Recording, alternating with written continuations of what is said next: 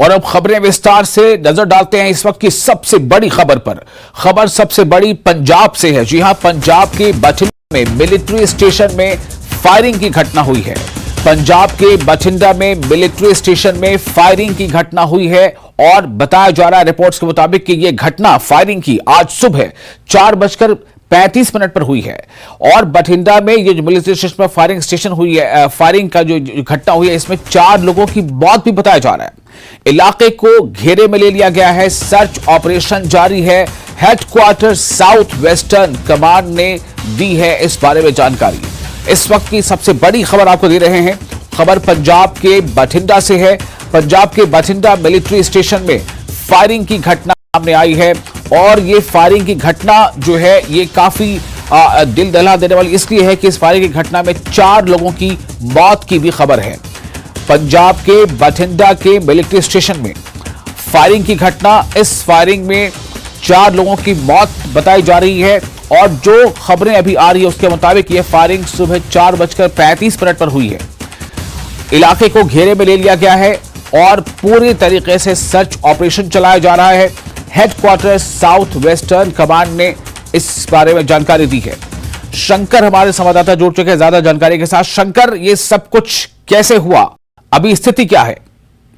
देखिए, उस स्थिति की अगर बात करें तो अभी उस इलाके को पूरा घेर दिया गया है। जो बठिंडा मिलिट्री स्टेशन है उसके आसपास के एरिया को वहां पर पूरे तरीके से घेर करके वहां पर सर्च ऑपरेशन को चलाया जा रहा है और वहां पर उन तमाम आरोपियों को तलाशा जा रहा है कि वो किसने उस फायरिंग को जो अंजाम दिया है उससे जुड़े तमाम जानकारियों को यहाँ भी इकट्ठा किया जा रहा है। तो लिहाजा आसपास में जो तमाम सीसीटीवी कैमरे हैं उसको खंगाला जा रहा है और डिफेंस से जुड़े हुए तमाम जो वरिष्ठ अधिकारी मौके पे हैं। और इसके साथ साथ जो कहा जा सकता है कि जो 4 कैजुअलिटीज हुई है वो 4 कैजुअलिटी में क्या वो आम लोग हैं या जो सेना से जवान है वो हैं, इसके बारे में अभी तक कोई भी औपचारिक तौर पर जानकारी नहीं दी गई है। लेकिन इतना जरूर है कि डिफेंस मिनिस्ट्री के हमारे सोर्स ने इस मामले में बताया कि 4 कैजुअलिटी वहां पे हुई है। वो 4 कैजुअलिटी कौन है, क्या वो हमलावर थे जिसको वहां पर मार गिराया गया है या वो आम लोग हैं, इसके बारे में भी जानकारी नहीं दी गई है। लेकिन इतना स्पष्ट है कि उस एरिया को चारों तरफ से नाकाबंदी करने के बाद वहां पर सर्च ऑपरेशन को पहले अंजाम दिया जा रहा है, यानी कि वो जो हमलावर थे वो वहां से फरार हुए हैं। तो हमलावर को वहां पर घेरने के लिए या उससे जुड़े हुए तमाम कनेक्शन को जानने के लिए इस वक्त में सर्च ऑपरेशन को अंजाम दिया जा रहा है। तो थोड़ी देर के बाद इस मामले में डिफेंस मिनिस्ट्री के द्वारा औपचारिक तौर पर जानकारी साझा की जाएगी। उसके बाद जो ऑफिशियल कंफर्मेशन होगा उसे जरूर साझा किया जाएगा। तो एक तरह से कहा जा सकता है कि हम लोग भी इंतजार कर रहे हैं कि इस मामले में ऑफिशियल कंफर्मेशन क्या दिया जाता है। और जिस तरह से यहाँ पर सुबह में 4:30 बजे का वक्त जो होता है वो सामान्य तौर पर ड्यूटी चेंज होने का होता है। जो ड्यूटी में जो जवान वहां पे तैनात होते हैं तो उनके ड्यूटी चेंज होने का वक्त होता है और उस वक्त में कहा जा सकता है कि काफी जो एक कहा जा सकता है कि सुबह का वक्त होता है 4:30 बजे, तो उस वक्त में लोग बड़े ही कैजुअल तरीके से होते हैं। तो उस वक्त का फायदा उठा करके जिस तरह से एक हमला करने की कोशिश की गई है फायरिंग स्टेशन पर, तो इन तमाम मामलों की गंभीरता को देखते हुए इस मामले पर आगे की कार्रवाई को अंजाम देते हुए सर्च ऑपरेशन के साथ साथ इससे जुड़े हुए तमाम आगे का इन्वेस्टिगेशन को अंजाम दिया जा रहा है। लेकिन एक बात यहाँ पर शंकर ये है कि अभी जैसा आप बता रहे हैं कि मिलिट्री स्टेशन की तरफ से जो अभी खबर है वो सिर्फ इतनी खबर दी गई है कि फायरिंग की घटना हुई है और जिसमें 4 लोगों की मौत हुई है। और ये खबर भी जहां तक रिपोर्ट्स के हवाले से बात करें कि ये हेडक्वार्टर साउथ वेस्टर्न ने ये की कमांड ने जानकारी दी है। सवाल यहां पर यह है कि क्या माना जाए ये फायरिंग, मतलब इसको क्या ये माना जाए कि कोई ना कोई बाहरी कोई गिरोह या कोई ताकत है या फिर इंटरनल कुछ फाइट के नतीजे में या किसी से कोई नाराजगी के नतीजे में कई बार ऐसा होता है कि फायरिंग हो जाती है या एक जवान दूसरे पे कर देता है। अभी क्या स्थिति स्पष्ट हो पाई है कि ये बाहरी था या फिर अंदरूनी है? इतना तो स्पष्ट है कि ये जो हमलावर है बाहर का है, वो अंदर का नहीं है। अगर ऐसा होता तो इस मामले में जो जानकारी हम लोग के साथ साझा की जाती है वो स्पष्ट तौर पे बताया जाता है कि इंटरनल डिपार्टमेंटल मामला है या आंतरिक। शंकर, मैं आपको थोड़ा रोकना चाहूंगा। इस वक्त हमारे साथ सूरज भान भटिंडा से जुड़ गए हैं कुछ और जानकारी के साथ, कुछ नए इनपुट के साथ। सूरज भान, आपका स्वागत है। मेरा पहला सवाल सूरज ये होगा कि ये भटिंडा में जो कुछ हुआ है इसमें अभी ताजा स्थिति क्या है और जो हुआ है वो क्या हुआ है? क्या कोई मतलब कुछ इसके बारे में मिल पा रहा है, जानकारी मिल पा रही है कि ये फायरिंग कैसे हुई, किसने की?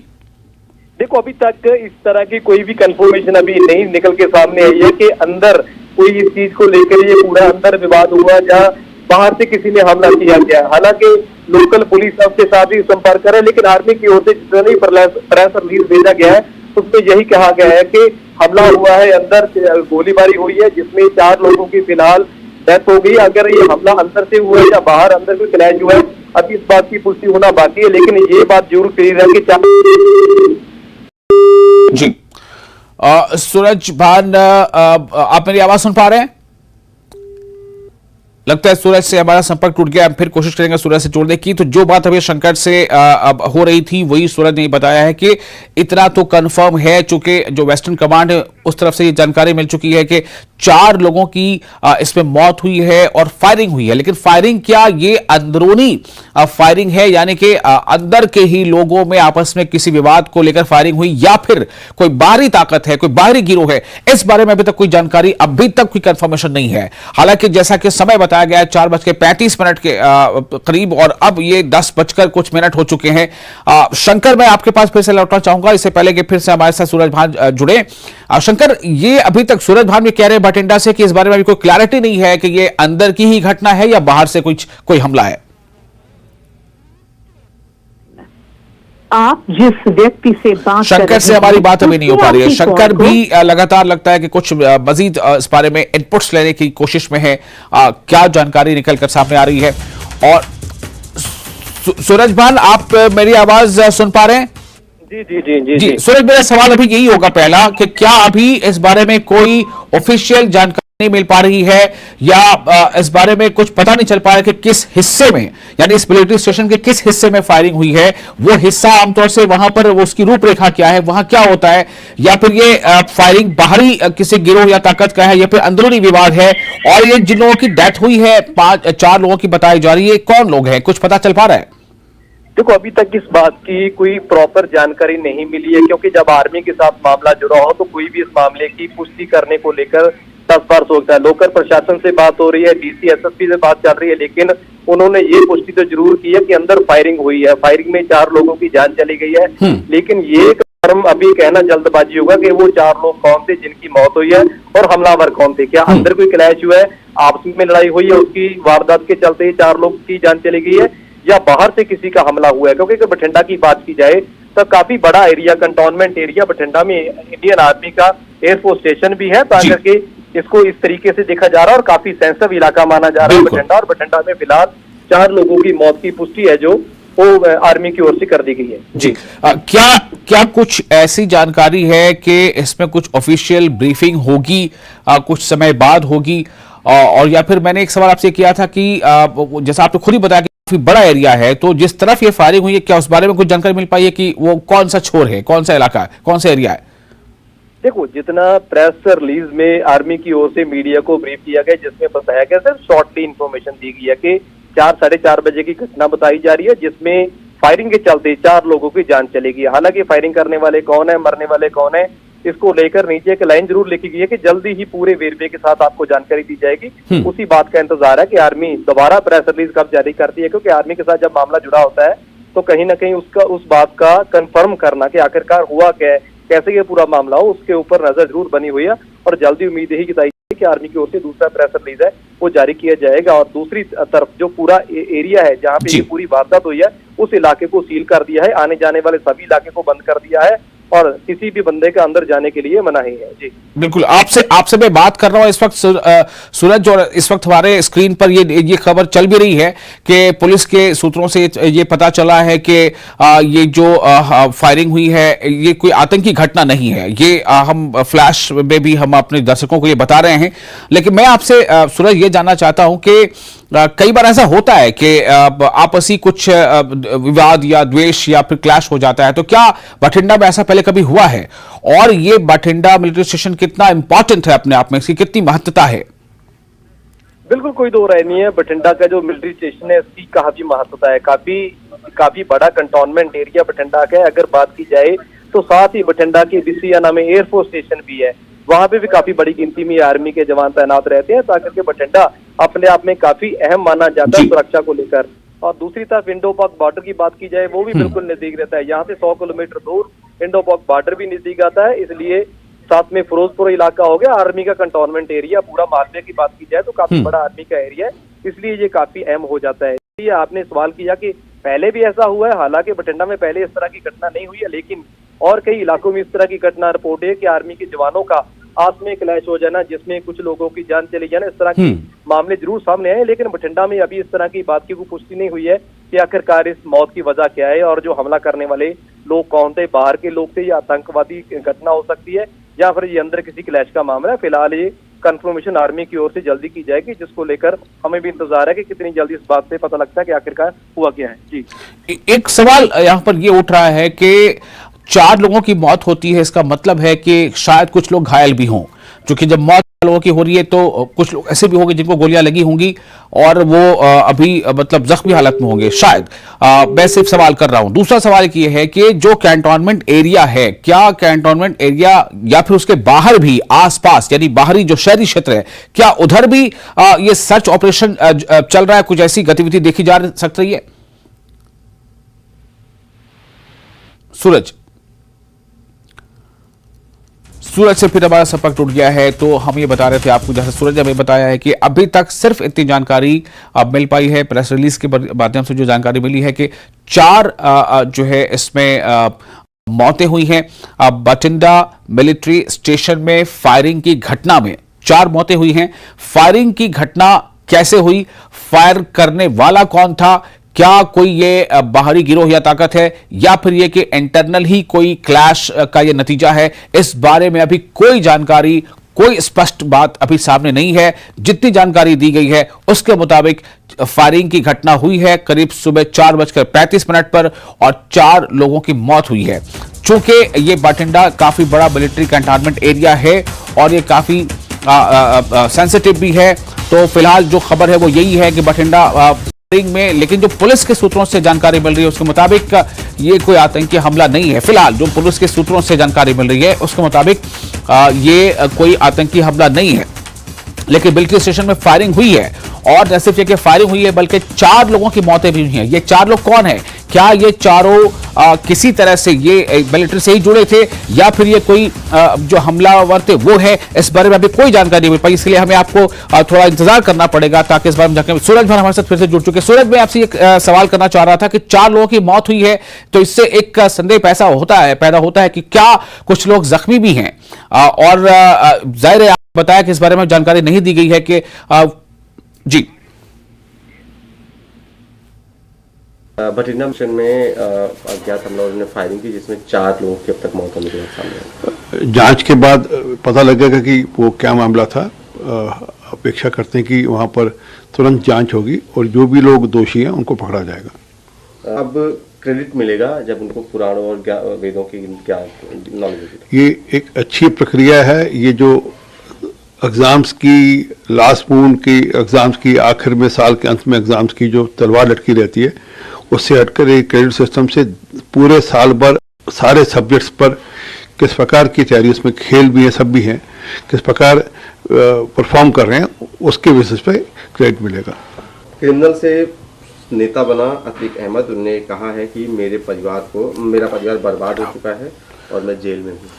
तो पुलिस सूत्रों से जो जानकारी मिल रही है उसके मुताबिक बठिंडा में आतंकी हमले से इनकार किया जा रहा है। बठिंडा में हमला कोई आतंकी हमला नहीं है, ये जानकारी मिल रही है। पूरे मामले की जांच अभी जारी है और जैसे ही इस मामले की जांच कुछ पूरी होगी तो ये खबर सामने आ पाएगी कि दरअसल इसका पूरा जो वो मामला वो है क्या। फायरिंग में की मौत तो हुई है, लेकिन फायरिंग किसने की, फायरिंग करने वाला कौन था, क्या यह कोई बाहरी ताकत है, क्या कोई इंटरनल क्लैश का नतीजा है, इस बारे में कोई जानकारी नहीं है।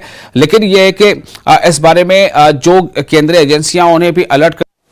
भाजपा के जो मंत्री हैं या सरकार में जो मंत्री हैं उन्होंने सिर्फ इतना कहा था कि उनको माफ़ी मांगनी पड़ेगी अगर आप देश को बाहर जाकर बदनाम करेंगे और विदेशी ताकतों को भारत में इंटरफेयर करने का लिए इन्वाइट करेंगे तो उसके लिए आपको माफ़ी मांगनी पड़ेगी। और पूरा देश ये चाहता था कि राहुल गांधी माफ़ी मांगे, क्योंकि उन्होंने विदेश की धरती पर जाकर ये कहा कि हमारे लोकतंत्र नहीं है, इसलिए आप हमारे देश में इंटरफेयर करें, हमारे देश में इंटरवीन करें। वायनाड में ही प्रियंका गांधी वाड्रा ने दो बातें कही अपने। एक तो उन्होंने कहा कि राहुल गांधी को इसलिए डिस्क्वालीफाई कर दिया गया क्योंकि वो ऐसा सवाल पूछे थे जिसका बीजेपी के पास जवाब नहीं था, और बीजेपी गौतम अडानी, पीएम मोदी भी गौतम अडानी को डिफेंड करने में लगे हुए हैं। दूसरी बात उन्होंने पीएम के कपड़ों को लेकर कही। उन्होंने कहा कि वो हर रोज कपड़े बदलते हैं लेकिन आम आदमी का लाइफस्टाइल नहीं बदल पा रहे हैं। देखिए, प्रियंका वाड्रा कोर्ट को चैलेंज कर रही हैं। जब वह कहती हैं कि उनको डिस्क्वालीफाई किया गया, वो पार्लियामेंट ने डिस्क्वालीफाई नहीं किया, वो कोर्ट ने उनको डिस्क्वालीफाई किया।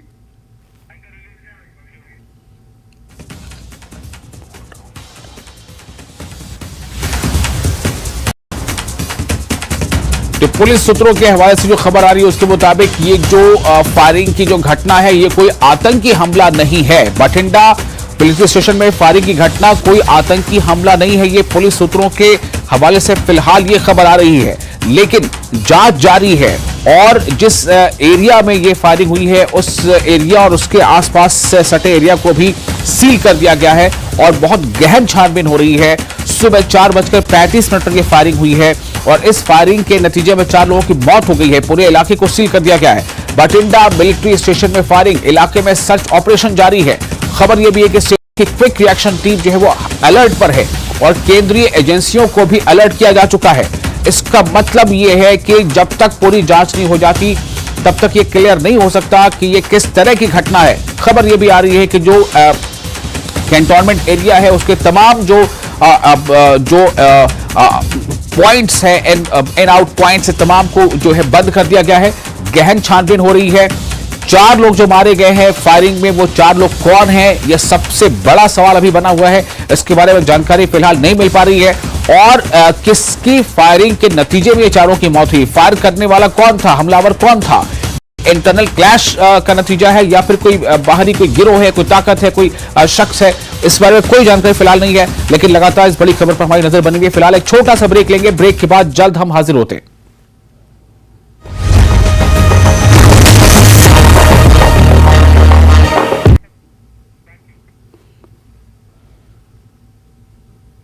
और ब्रेक के बाद फिर आपका स्वागत है। इस वक्त आपको बता दें कि साबा से दिल दहला देने वाली खबर आई है। जी हां, साबा में खबर यह है कि पहाड़ी इलाके के गांव डाकी से खबर है, एक बेरहम पिता ने अपने बेटे की हत्या कर दी है। तेज धार हथियार से अपने बेटे की हत्या की है एक बेरहम पिता ने। आरोपी ने अपनी बेटी और पत्नी को घायल कर दिया है। घायल पत्नी को जिला अस्पताल लाया गया है। तो ये खबर साबा से, जम्मू कश्मीर में साबा से यह खबर है। साबा से दिल दहला देने वाली खबर सामने आई है। पहाड़ी इलाके के गांव डाकी से यह खबर है जहां एक बेरहम पिता ने अपने बेटे की हत्या कर दी। जी हां, पिता ने अपने बेटे की हत्या कर दी और तेजधार हथियार से अपने बेटे की हत्या की है पिता ने, और साथ ही आरोपी ने अपनी बेटी और पत्नी को घायल कर दिया है। घायल पत्नी को जिला अस्पताल लाया गया है।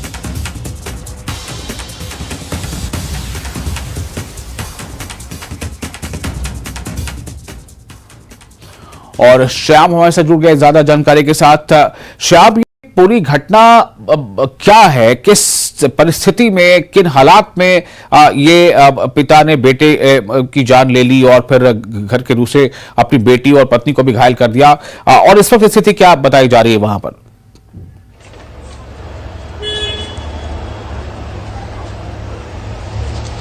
विशाल, सबसे पहले मैं आपको बता दूं कि मैं इस वक्त जिला अस्पताल सांबा में मौजूद हूं। आप मेरे पीछे देख सकते हैं। अभी की बात करें तो अभी सांबा पुलिस की तरफ से जो घायल बेटी है और जो बेटे का शव है उसको हॉस्पिटल में लाया गया है, उनको यहां पहुंचाया गया है। अभी सुबह का ये मामला है का। आपको बताते चले, सांबा जिले की जो पहाड़ी जो ब्लॉक है, सुम ब्लॉक है, उसका एक गांव है दूर दराज का, डाकी जिसका नाम है, गांव का नाम है। और सुबह 7 बजे वहां से एक दिल दहलाने वाली जो खबर है वो सामने आती है। एक दर्दनाक वाकया एक परिवार में पेश आया। एक पिता ने अपने ही बेटे पर तेजदार हथियार से जो है उस पर हमला कर दिया, जिसमें उसको गले को काफी डीप जो है वो कट लगा। उसके बाद अपनी वाइफ को इंजर्ड किया, उसके ऊपर भी तेजदार हथियार से हमला कर दिया, उसको भी गले में डीप कट लगा। और जब इसी बीच में बेटी बचाव के लिए, अपनी मां की बचाव के लिए बीच आए तो बेटी जो सलूनी है जिसका नाम बताया जा रहा है उसको भी चोटें आई हैं। हालांकि स्थिति ठीक है। और अगर पत्नी की बात करें, पत्नी का जो इलाज है वो इमरजेंसी हॉस्पिटल की बात करें, यहाँ पे इमरजेंसी में चल रहा है हॉस्पिटल में। अभी फिलहाल स्थिति उनकी ठीक है, डॉक्टर उनकी जांच कर रहे हैं। उनको भी गले में डीप कट लगा है, उनकी स्थिति ठीक है, वो बात कर रहे हैं। हालांकि उसकी मदर को नहीं बताया गया कि उसकी बेटे की जो है मृत्यु होगी। अभी इस पूरे मामले को जैसे ही पुलिस को पता चला, पुलिस मौके पे वहाँ पे सांबा पुलिस मौके पे पहुंची और मौके पे पहुंच के जो है घायल स्थानीय लोगों की मदद से घायल महिला को पहले हॉस्पिटल पहुंचाया गया और उसके बाद वहां पे जो तमाम सबूत है उसको जुटाने में लगी। और बेटे की जो है वो उन्होंने मौके पे ही बेटे की मौत होगी तेज हथियार से। जो ऐसा बताया जा रहा है कि जो हथियार था वो काटने के लिए उन्होंने घर पे रखा था, जिससे उन्होंने अपने बेटे पे और वाइफ पे जो है वो हमला कर दिया। हालांकि इस किन परिस्थितियों में जो कार्रवाई को अंजाम दिया, ये अभी बात खुल के सामने नहीं है और किसी भी आधिकारिक तौर पे इसका बयान अभी सामने नहीं आया है। लेकिन अगर हम बात करें वहाँ इलाके की, तो इलाके में काफ़ी दहशत का माहौल जो है वो पैदा हो गया। और सुबह सुबह की बात है और जो आरोपी है उसको पुलिस ने मौके से पकड़ लिया है, अपनी गिरफ्त में ले लिया। और ये जानकारी हमें मिली है कि आरोपी एक दुकानदार है जो कॉस्मेटिक की दुकान जो सुंब बाजार में है वहाँ पे करता है। और फिलहाल अभी की बात करें तो अभी जो पुलिस का अमला है वो जिला अस्पताल पहुंचा है घायल बेटी को लेके। और साथ ही जो जिस बेटे की मृत्यु हुई है, वह जो जिसने हथियार से हमला किया, बेटे की जो मौत हुई है उसकी बॉडी लेके हॉस्पिटल जहाँ पे पहुंचा है, जिसका नाम अभी जतिन बताया जा रहा है। जी विशाल जी, तो अब क्या उसके बारे में कुछ ये जानकारी मिली है कि क्या वो नशे का आदी था, क्या वो कुछ दिनों से कुछ परेशान था, मतलब आखिर ऐसा कैसे हो गया कि उसने ये मार दिया है? लेकिन जो आपने एक चीज ये बता दी यहाँ पर कि जहां तक फिलहाल स्थिति की बात है तो बेटे की तो मौत हो ही गई है, लेकिन उसकी पत्नी और उनकी बेटी दोनों अभी वो ठीक है, मतलब वो अभी जो है उनकी जीवन ठीक चल रहा है, वो स्टेबल है उनकी कंडीशन। लेकिन सवाल यहाँ पर ये पैदा हो रहा है कि श्याम, ये किन परिस्थितियों में इसने ये एक्शन लिया है? मैंने जो आपसे पूछा था कि क्या जिस तरह से ड्रग्स का बहुत ज्यादा अब्यूज वहां देखा जा रहा है, मादक पदार्थों का दुष्ट जो है उसका प्रभाव देखा जा रहा है, क्या उसका ये कहीं से कोई नतीजा नजर आ रहा है?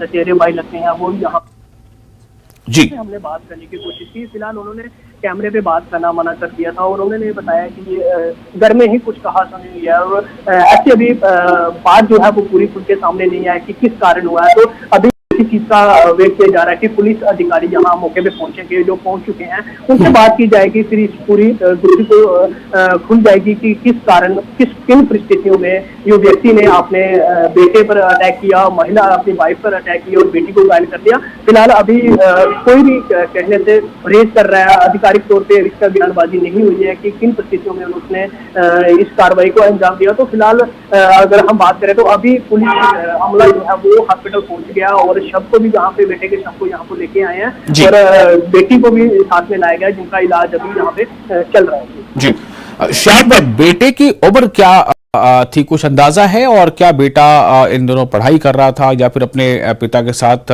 वो व्यापार से जुड़ा था?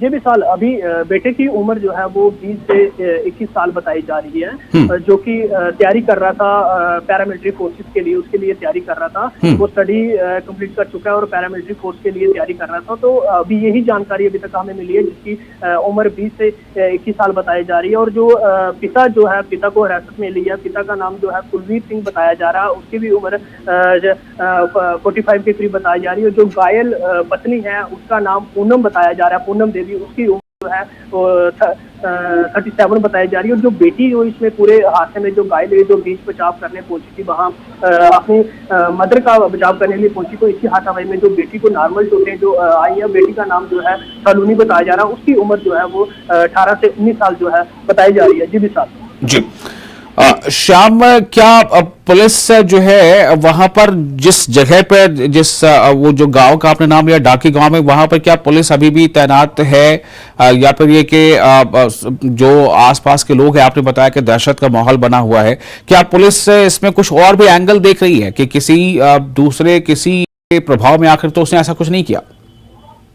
बिल्कुल बिल्कुल। पुलिस सुबह ही जैसे पुलिस को जानकारी मिली 7 बजे का ये वाकया है, अगर वहाँ पे पुलिस चौकी नजदीक गोरन पुलिस चौकी पड़ती है जो सुम के अधीन आती है, वहाँ के जो इंचार्ज है वो वहाँ मौके पे पहुँच गए थे। उन्होंने फिर अपने उच्च अधिकारियों को इस बात की जानकारी दी और पूरा पुलिस का अमला जो डीएसपी सांबा उनकी देखरेख में वहाँ पे पहुंचा और पूरे इलाके को अपने उसमें कब्जे में ले लिया और तमाम एफएसएल टीम का इंतजाम किया गया। वहाँ पे मौके से सबूत जुटाए, जिस हथियार से हमला किया गया था उस हथियार को पकड़ा और व्यक्ति को भी अपने कब्जे में ले लिया और उस इलाके को एक घेराबंदी करके उस इलाके को पूरा सील कर दिया ताकि कोई जो भी सबूत है वो इकट्ठे किए जाएं और तमाम उस पूरी निशानदेही करने के बाद ही पुलिस द्वारा जो है वो शव को अपने कब्जे में लिया और उसके बाद उसको जो है हॉस्पिटल, और पुलिस हर एक एंगल से जांच जहां पे कर रही है कि किन परिस्थितियों में इस व्यक्ति ने इतनी बड़ी कार्रवाई जो दर्दनाक एक कार्रवाई है उसको अंजाम दिया।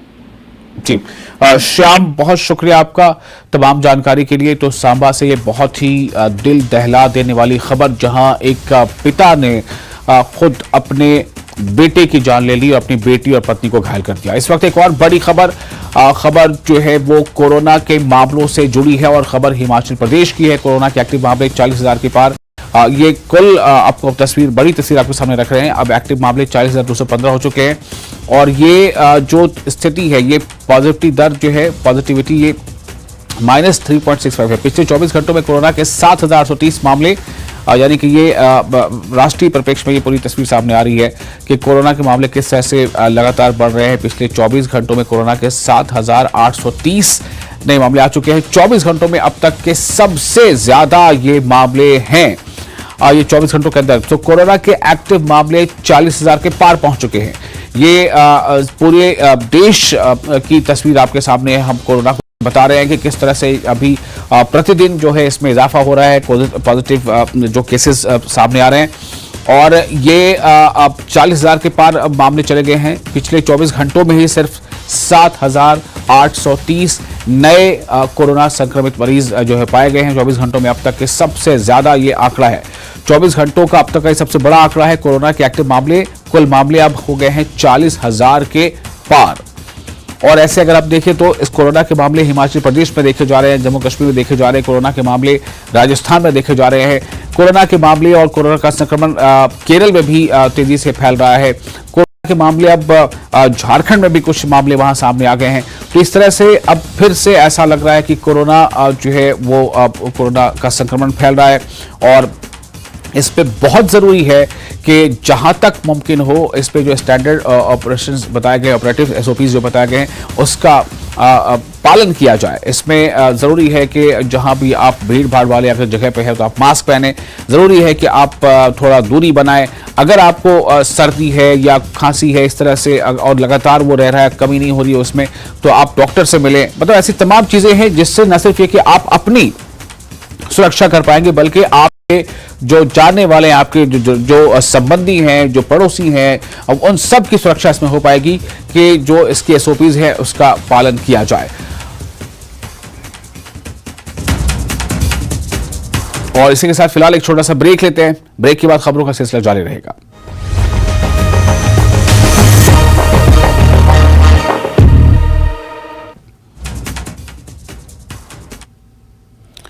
ब्रेक के बाद एक बार फिर आपका स्वागत है। आप देख रहे हैं ब्रेकिंग एट 10। और नेशनल कॉन्फ्रेंस की जम्मू में एक अहम बैठक इस वक्त हो रही है। जम्मू में पार्टी मुख्यालय में होगी बैठक। जम्मू इकाई की कार्यकर्ताओं के आज बैठक, पार्टी के कई शीर्ष नेता होंगे शामिल। एक बार फिर आपको बता दें नेशनल कॉन्फ्रेंस की जम्मू में अहम बैठक होने वाली है। जम्मू में पार्टी मुख्यालय में ये बैठक होगी। जम्मू इकाई की कार्यकर्ताओं की आज बैठक होनी है। पार्टी के कई शीर्ष नेता इस बैठक में शामिल होंगे। इस बैठक का एजेंडा क्या होगा? जाहिर है कि जम्मू इकाई के बड़े नेता सब शामिल होंगे। क्या पार्टी चुनाव से पहले की तैयारियों का आकलन करना चाहती है? क्या पार्टी चुनाव से पहले अपने जो कार्यकर्ता है उनमें उनको कुछ मंत्र देना चाहती है? लेकिन जम्मू में पार्टी मुख्यालय में जो है ये बैठक होनी है और ये बैठक है नेशनल कॉन्फ्रेंस की। और इसमें जो बताया जा रहा है उसके मुताबिक जो जम्मू संभाग जो है पार्टी की जो यूनिट है वहां के तमाम पार्टी के कार्यकर्ता और जो बड़े चेहरे हैं वो सब इस बैठक में शामिल होंगे। तो जम्मू इकाई के कार्यकर्ताओं की आज ये बैठक है।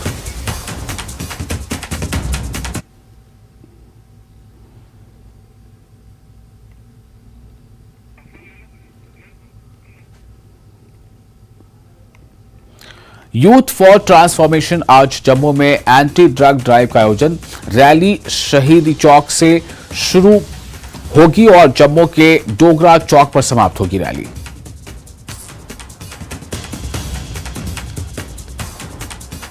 एक बार फिर आपको बता दें कि यूथ फॉर ट्रांसफॉर्मेशन के तहत आज जम्मू में एंटी ड्रग ड्राइव का आयोजन होगा। रैली जो है, ये जो ड्राइव है, ये जो रैली है, ये शहीदी चौक से शुरू होगी और जम्मू के डोगरा चौक पर समाप्त होगी रैली। क्योंकि जैसा लगातार हम खबरों में देख पा रहे हैं कि जम्मू कश्मीर जो है वो ड्रग्स का जो ड्रग अब्यूज के एक तरह से साए में है और अक्सर वहां से इस तरह की खबरें आती हैं कि किस तरह ड्रग पेडलर्स पकड़े गए या मादक पदार्थ का सेवन करता हुआ कोई पकड़ा गया।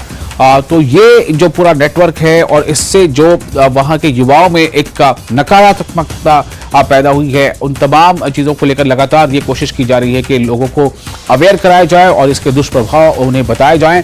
इसी के तहत ये भी खबर है कि जहां पर ये जो अपडेट है कि यूथ फॉर ट्रांसफॉर्मेशन के नाम से वहां पर एक रैली होनी है।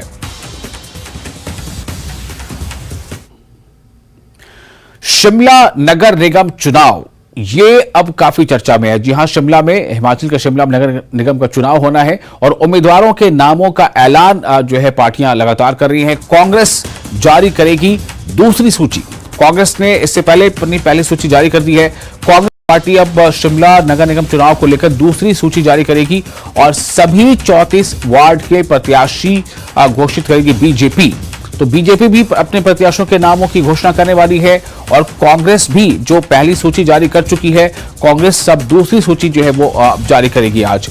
तो क्या ये दूसरी सूची भी ये है, अब ये कब पूरी 34 के हो जाएंगे या फिर दूसरी के बाद तीसरी का जिक्र आएगा, ये आज पता चलेगा। लेकिन बीजेपी दूसरी तरफ जो है वो पूरी की पूरी सूची बीजेपी जो है तमाम लोगों की जारी करने वाली है आज। राजेंद्र हमारे साथ जुड़ चुके हैं ज्यादा जानकारी के साथ, हमारे संवाददाता। राजेंद्र, क्या ये आज मान लिया जाए कि कांग्रेस के तरफ से भी तमाम सूची जो है वो उम्मीदवारों की आज मुकम्मल हो जाएगी और बीजेपी भी क्या मतलब एक झटके में सारे के सारे नाम वो जो है वो सामने ले आएगी और नामों की घोषणा कर देगी जितने उसके उम्मीदवार होंगे?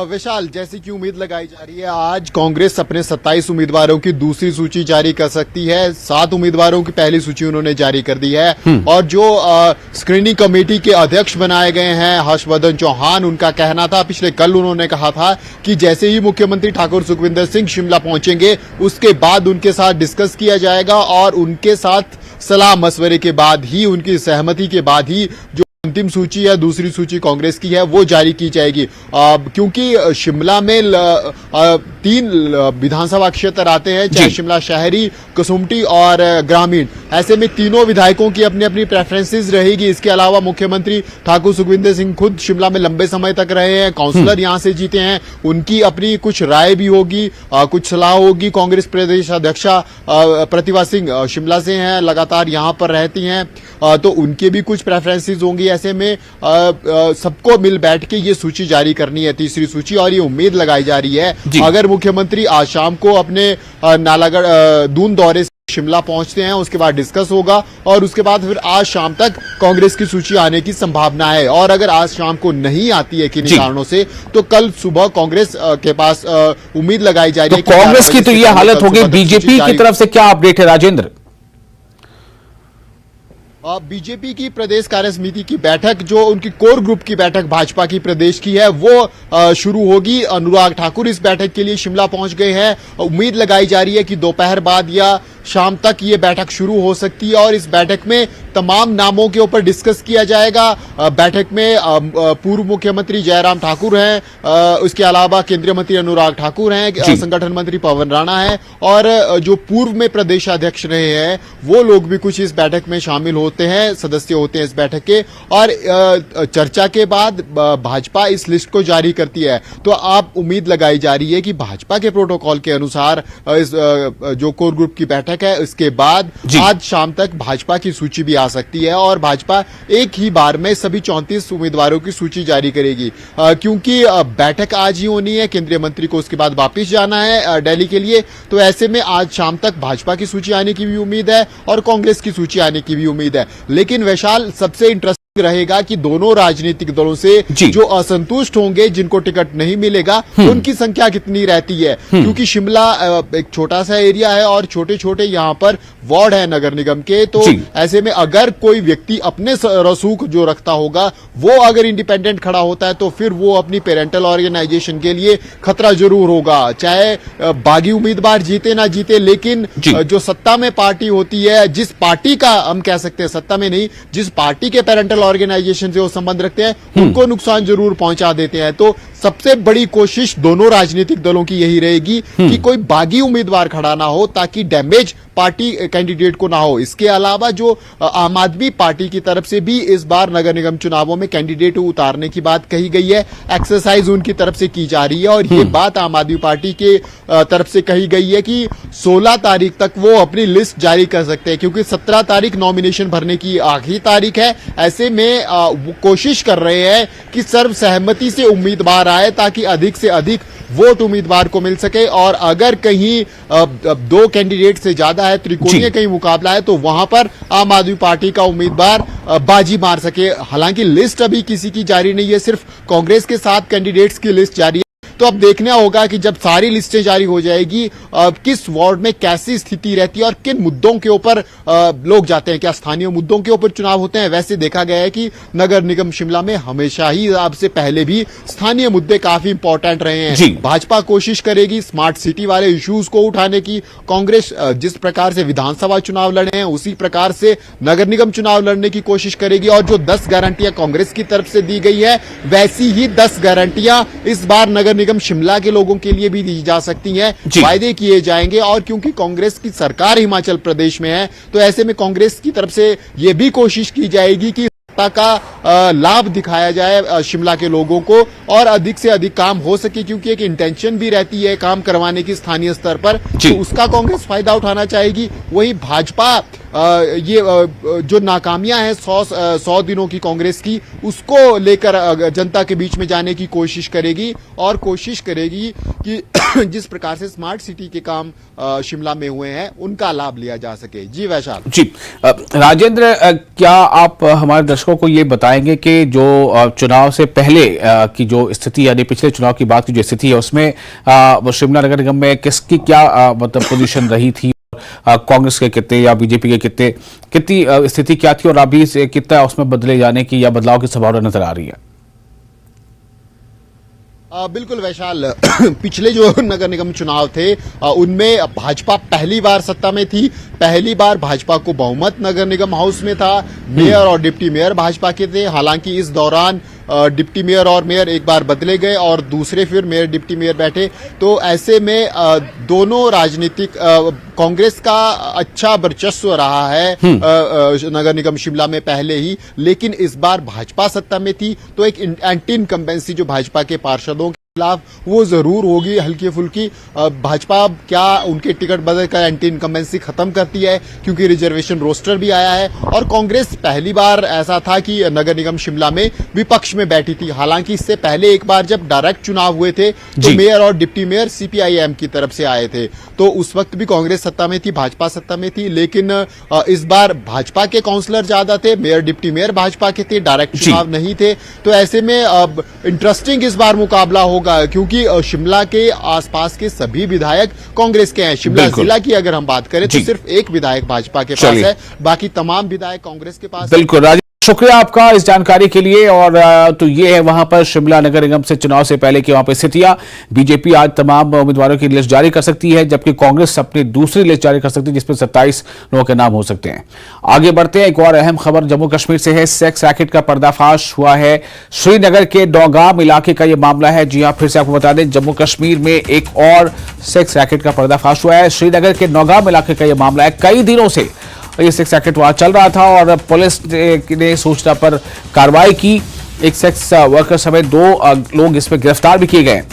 और तो बताया जा रहा है कि इससे पहले जिस मामले में पुलिस छानबीन कर रही थी, उसी इसका जो है वो पुलिस को इसकी लीड मिली है और सेक्स रैकेट का यहां पर पर्दाफाश हुआ है। श्रीनगर के नौगाम इलाके का ये मामला है, जहां बताया जा रहा है कि कई दिनों से इलाके में जो खास जगह पर ये हुआ है नौगाम इलाके में, वहां ये रैकेट चल रहा था और पुलिस ने सूचना पर कार्रवाई करते हुए एक सेक्स वर्कर समेत 2 लोगों को गिरफ्तार किया है।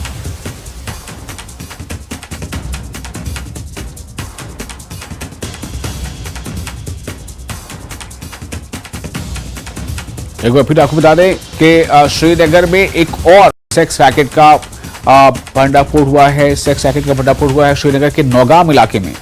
इससे पहले जो बाग मेहताब इलाके में हुआ था, लेकिन ये जो मामला है ये नौगाम इलाके का है और कई दिनों से इसमें जो है लगातार खबरें थी कि इस तरह से वहाँ पर इस तरह की ये जो गंदे काम वहाँ चल रहे थे, लेकिन पुलिस ने आखिरकार पुलिस को जब से सूचना मिली तो पुलिस ने कार्रवाई की और बताया जा रहा है कि एक सेक्स वर्कर समेत 2 लोगों को गिरफ्तार किया गया है।